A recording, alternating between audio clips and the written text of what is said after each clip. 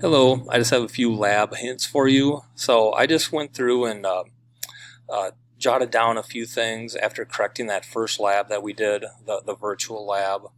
So I just wanted to pass those on to you so we do better in the future. And understand that labs are a big deal in AP chemistry. You want to understand lab equipment and procedures.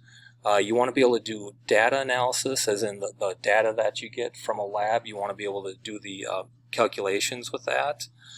You also want to understand error analysis, as in if something goes wrong in a lab, you want to be able to determine how that's going to affect your final result. Or if you get a bad result, you want to think about, well, what could be a possible source of error that caused that to happen. So there's a lot of different lab related questions that you could see on our unit tests or on the AP exam. So I just jotted down a few things that I saw. For the most part, they were very good, but I just we can always work to get a little bit better. So first thing, make sure you're working in groups whenever possible. I know this was a virtual lab, and it wouldn't have been ideal to work together, but it's always good to work in groups and help each other out. This goes not only in labs, but also in assignments, AP classroom assignments.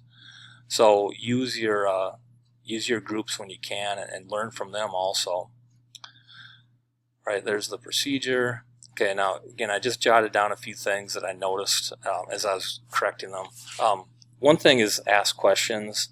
So I don't assume that you know everything. You don't know everything, so I expect you to ask questions. I don't think anybody asked me any questions about the first lab, so understand I'm here to help you, and questions are expected. So please make sure you know what to do and how to do it, and ask questions along the way. Make sure you read the procedures. Even in the virtual labs, you need to know what the procedures look like. So if you were to do the lab in class, what kind of lab work would you do? So please read through that. Carry sig figs. Okay, so then next thing, carry sig figs through the calculations. I noticed this a little bit. The way you get in trouble with this is if you overround. And I see this especially when we're working with smaller numbers. Like say you have like something like 0.15 and you round that off to just 0.1.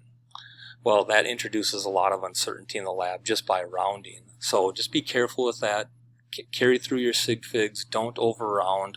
Also, don't drop point zeros. Say if a measurement is supposed to be 15.0, make sure you record it as 15.0, because if you drop off that zero, that's going to affect your sig figs at the end.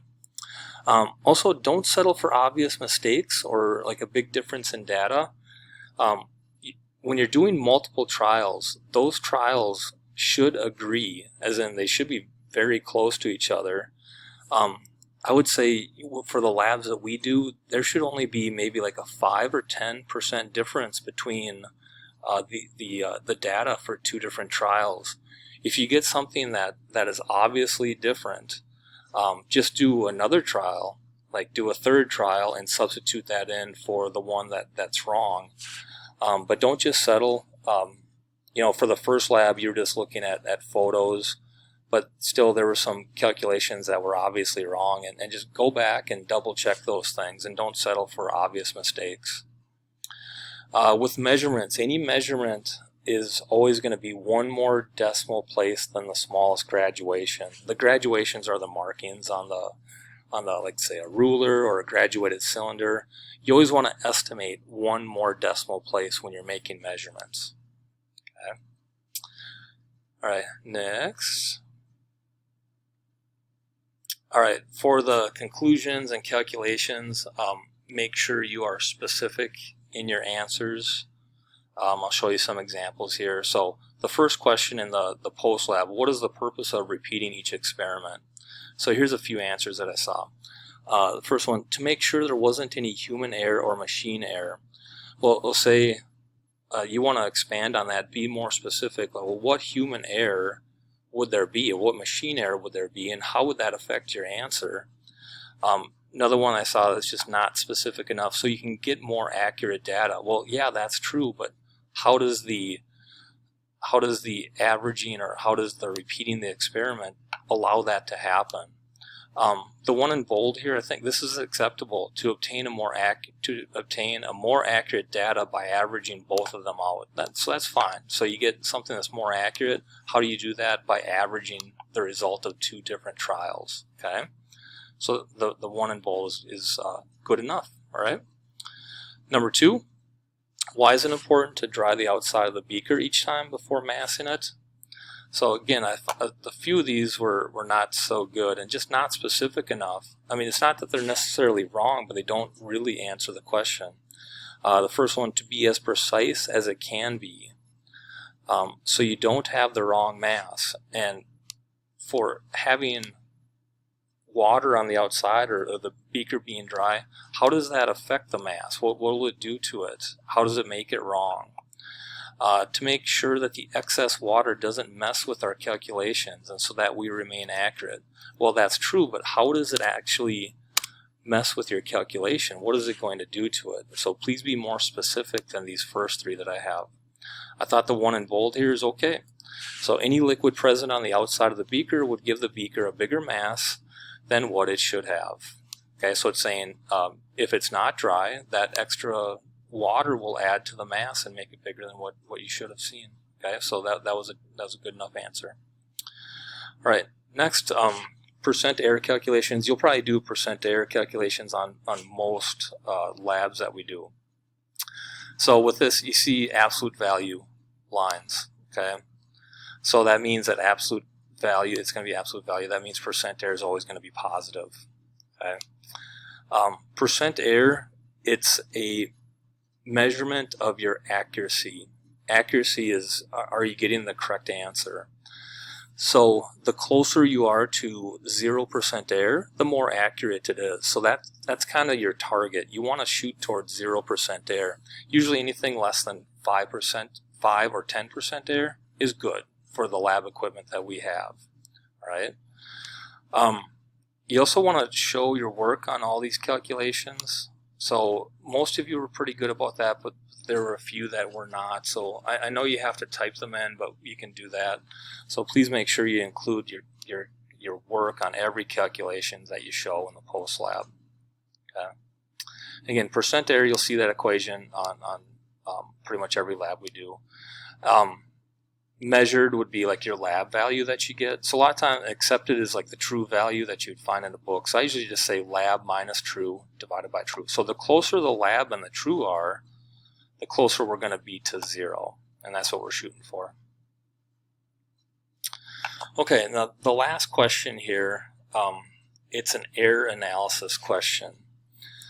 So we have and you'll see a question like this in most labs. So it says, in a similar experiment, a student attempts to determine the density of methanol, but incorrectly records the volume of alcohol in the graduated cylinder as being 4.5 milliliters when it should have been recorded as 5.4 milliliters.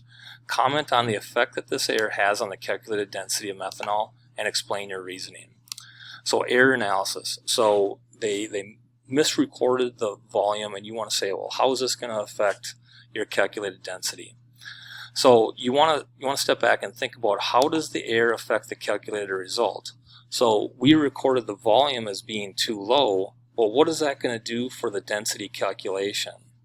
And what you're looking for on this, and I highlighted, made it in bold here, make sure you're concise, answer the question first, and briefly explain. I would say for briefly explain, you want to think 1 or 2 sentences to justify or explain your thinking, and then move on. Move on, because if you answer the question correctly, but then you keep going and you contradict yourself, it will be counted wrong. So short and sweet and to the point, and then move on. So I thought this one right here, this first one, was really, really close. But if you just take what's in bold and eliminate what's not, I think it's about perfect. It says this mistake will make the calculated density increase. So answering the question first, that's what you want to do. This is because 4.5 is a smaller number than 5.4. and dividing the mass of the methanol by 4.5 instead of 5.4 will result in a larger number. So if you just say, answer the question here and say what's in bold right there, that's all you need. Just the one sentence to explain the reasoning.